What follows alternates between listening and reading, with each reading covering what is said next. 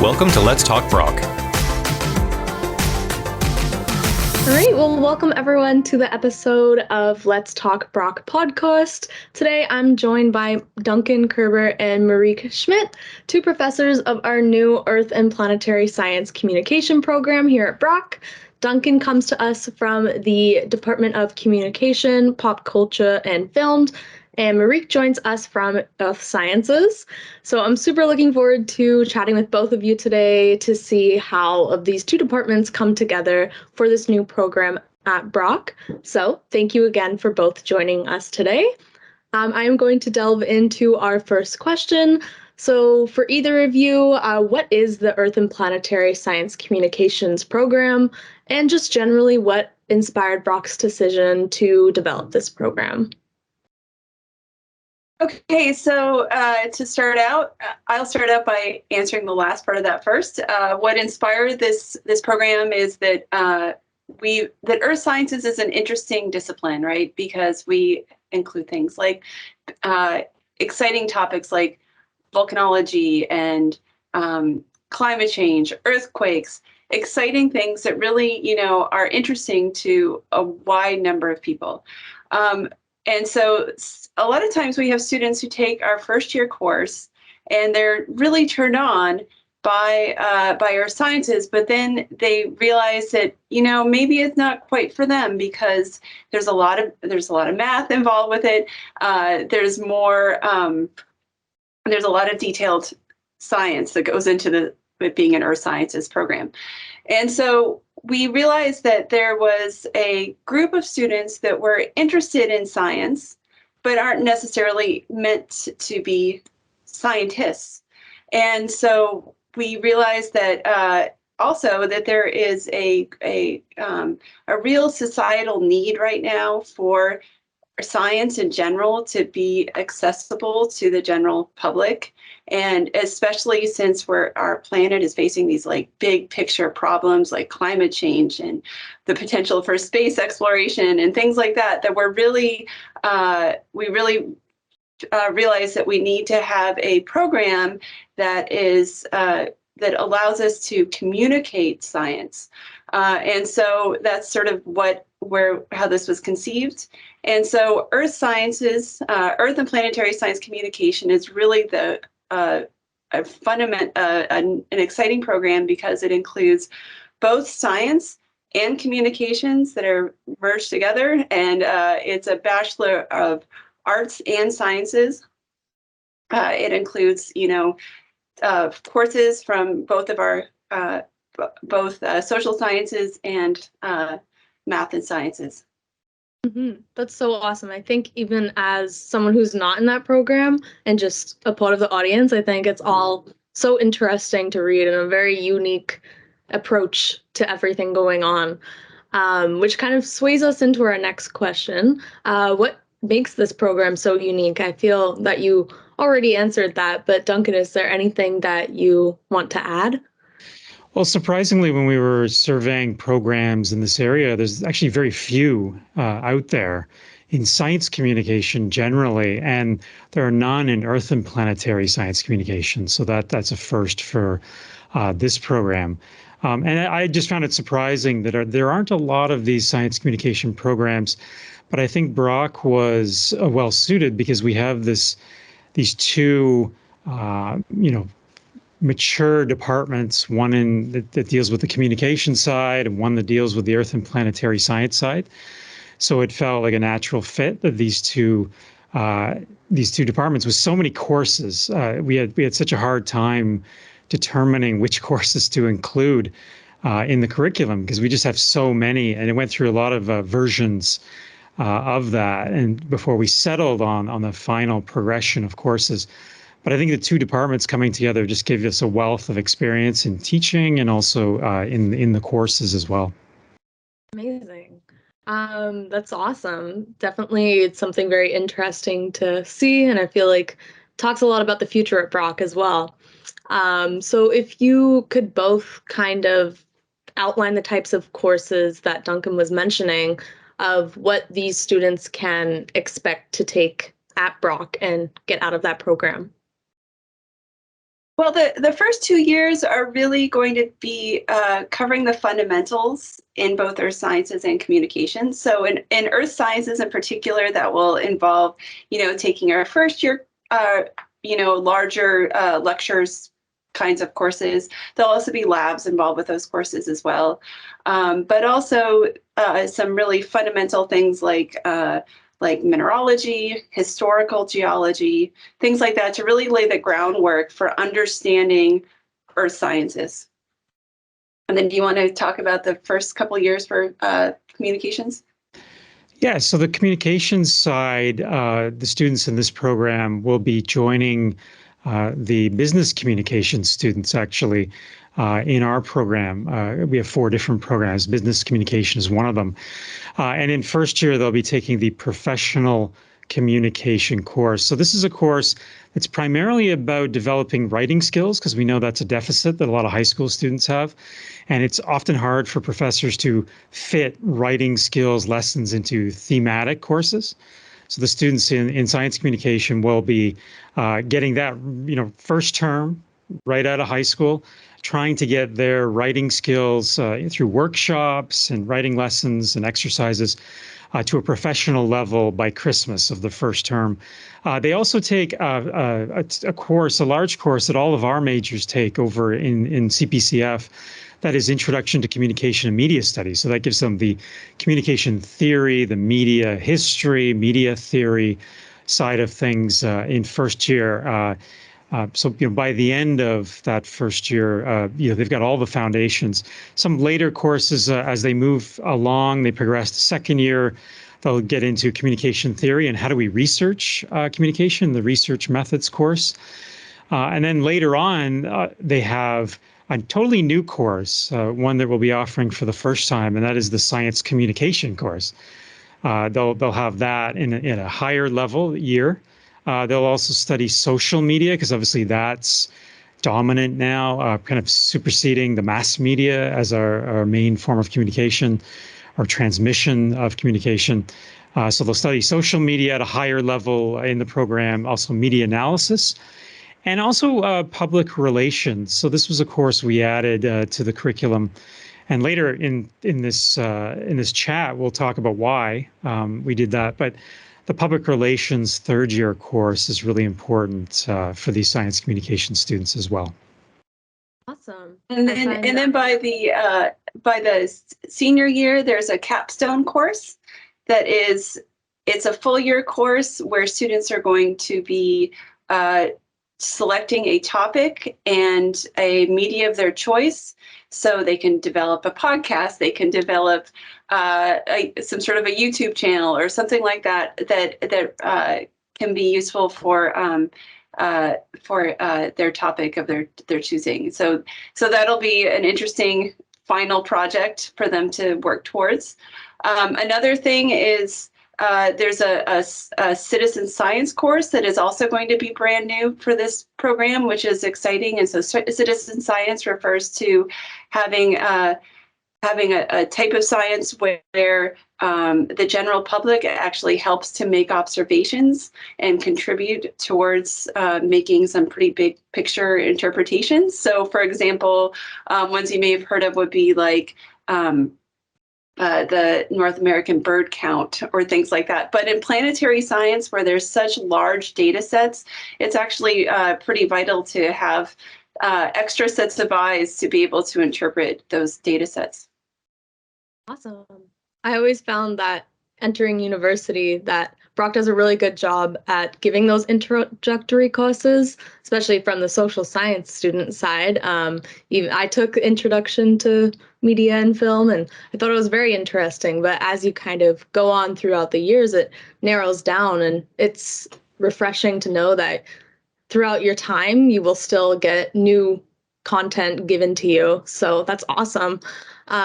Especially from the lab side, if you could kind of explain that experiential learning opportunities when it comes to labs or just even the program as well. Yeah, we have a couple different experiential learning types of things. So in earth sciences, we have labs. So it's a hands-on experience where you're actually like working with rocks and also and maybe being able to go in the field in some courses. So actually getting out there and collecting data and then bringing those data sets back to the lab and making interpretations based on those. Um, yeah, so that's like, science experience, and it's fundamental to our sciences. We also have a field school that I don't think is a requirement, but it's optional for people in this program. And then the other experiential learning part of this is that capstone course that I was describing, where you'll really be able to bring the experiences from and the skills developed in the communication side with the earth sciences content to develop some sort of a special project at the end. Oh, that's And great. I can't wait to see what those are in the end, because we haven't had any students go through this program yet. So don't have anything to show you yet, but I'm sure it'll be really interesting once we have some to show. For sure. Especially as the years go on, it's going to be really exciting to see how this program develops as well, and all the opportunities that students will get to work on with directly hands-on. To kind of switch to you, Duncan, from the communication side, can you outline a little bit more about what your research entails and how it'll tie into this program? Well, my two main research areas in recent years has been professional writing. So a few years ago, I produced a textbook with Oxford University Press, a professional writing textbook. That's what we use in that professional communication course that students will take in first year. I have a background as a journalist, so I'm very tough on student writing and getting to the, to be able to write in a clear, direct, straightforward, simple way for audiences to understand. So some of my research has been in that area. Also, I look at public relations. Specifically crisis communication, which is obviously very relevant in our last 2.5 years during COVID. One project I'm working on with some other colleagues at Brock is studying how Niagara region communicated about the science of COVID restrictions, lockdowns, vaccines, and we've almost completed a major project that involved recording pretty much every website of the public entities of Niagara region, like the political organizations and the Niagara region organization as well. And we're almost ready to release that research on what we found. But I think that ties in here. I mean, obviously, students in this program, they'll be doing earth and planetary sciences, but also they'll have the skills to branch out into other forms of science communication, as we've seen over the last couple of years, with a lot of science communicators on COVID and health coming to the forefront of the mass media and social media as well. So I think that's how it ties in with the program. Awesome. Great. To kind of switch gears, Mariek, I know you've been involved with 3 different Mars rover missions, over your career. Could you explain a little bit about that research more for us, as well as outline kind of future Brock students might be able to get involved with similar work?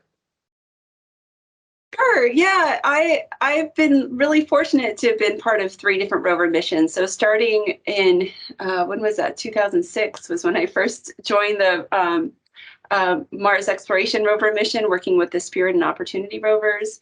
And then when I came to Brock, I was selected to be on the Curiosity rover mission. And most recently, I've been focusing on the Perseverance rover, which landed in 2021.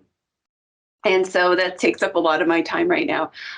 So I am my training is as a volcanologist. I study volcanic rocks, in particular their chemistry and petrology, which basically is just the the minerals that are part of the rock and the history about how those rocks formed. And so right now on Mars, we're able to actually make interpretations about rocks that we're encountering. And the Perseverance rover in particular is fascinating to me because we have actually examined igneous rocks, so lava rocks. We're right at the landing site. So I've been very involved with interpreting those rocks.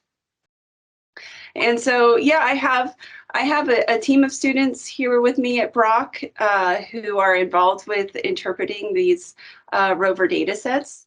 And so I've had students from high school mentorship all the way through to undergrads. I usually have a handful of undergraduates that work with me, as well as master's students who work with these data sets. And in particular, it's helpful to have students around because there's a lot of data.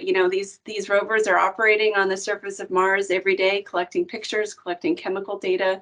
And it's like when you're part of the mission, it's like, having this wash of data coming over you constantly. And so we have lots of opportunities for students to work with the chemical data, with the imaging data as well. Amazing. That sounds like a lot going on. Yeah, and I think, but in terms of how this communications stuff will fit into it, this communications program, I think we have a duty to make these results accessible to the general public, particularly since the general public is funding these massive missions, and it's so important that people understand why it's important and what we're doing. Absolutely. That's awesome. Well, thank you both so much for sharing kind of both pieces of those information. So what are some potential career outcomes for students who want to pursue after graduating from this program? If you both kind of have either side you want to chat about, but yeah, generally what can they expect? Well, when we were planning the program, the final version of our plan was to keep this as broad as possible so that there's a lot of opportunities for students. And I tend to think of students as or graduates of this program as being a kind of liaison between organizations that are dealing with Earth and planetary science, the natural environment, and so on, and the publics that are involved in that might be affected by those organizations in some way or who need to be informed about these things. So that's a public relations sort of position. But students could also find, because we have so much writing training, particularly in the early part of the program, and they also do some specific science writing in the science communication course. They might, have an angle there as a journalist. Some other positions that we thought about would be possible for graduates of this program are, communicating for government agencies, NGOs, environmental groups, conservation authorities, communication for organizations in environmental fields, sensitive areas geologically, companies in traditional resource fields. They need these liaisons, communicators between the organization and the public. And obviously, as Mariek mentioned, communication for companies taking part in space exploration and these kind of things. And as I mentioned, science reporting doesn't have to be journalism proper. The traditional mass media can also be web publications, blogs, and so on. Amazing. It sounds like a wide variety of opportunities for them to get involved in. To switch gears again, do you have any advice for our prospective students who might be struggling to pick a major, or anything that you wish you knew as a student? Any general advice? I'll go first. I think it's important for students to have an open mind going into university. Take what interests you. Make sure you pick something that you're passionate about. Don't get pigeonholed into something that you find is boring. So take things that interest you and follow that, because really, you're selecting a career path and you want to do something that keeps you focused for the duration of your life. I would say the same. I was going to say similar. There's something about a gut feeling about something that you enjoy in high school. I was just at fall preview day representing the department on Sunday, and there was high school students, parents that I talked to for a number of hours, and that's something that I was saying. I would often ask the students, what are you interested in? I mean, why are you gravitating towards this table at this event, right? And you would hear from the students that they may have. In my program, business communication, they may have dabbled a bit in marketing in high school, taken a course like that. So think about, what excites you the most of the courses you've taken, but recognize that, things might change. I actually wanted to be a journalist, for many years when I was, in high school. I was an English major when I was an undergrad. And I couldn't imagine where I am now, with the shifts, the way I've gone off in different fields and, studying public relations and crisis and social media. I could have never predicted it. So students should be flexible and be ready to switch if their interests change, that kind of a thing.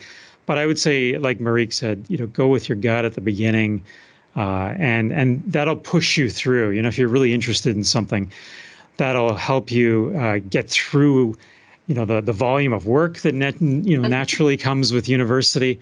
If you're really interested, you're going to get through all of that, and come out better on the other side. For sure. I think even as a current student, there's definitely a lot that I was like, oh, I'm not looking forward to that. And then it surprises you, especially as you move through your upper years. You'll find you're taking so many different courses and trying to pick and choose what will narrow down where you want to end up, but you'll definitely get surprised as your years go on. But yeah, thank you so much. I found that we summarized and talked about a lot of different aspects of what this program entails. So thank you both so kindly for joining us today and for taking a time out of your morning/afternoon. But if you folks have anything else that you want to say, feel free. But other than that, thank you both so much, and everyone for listening to this episode. Thanks for joining us. If you have any questions, you can contact us at broccu.ca/discover/contact.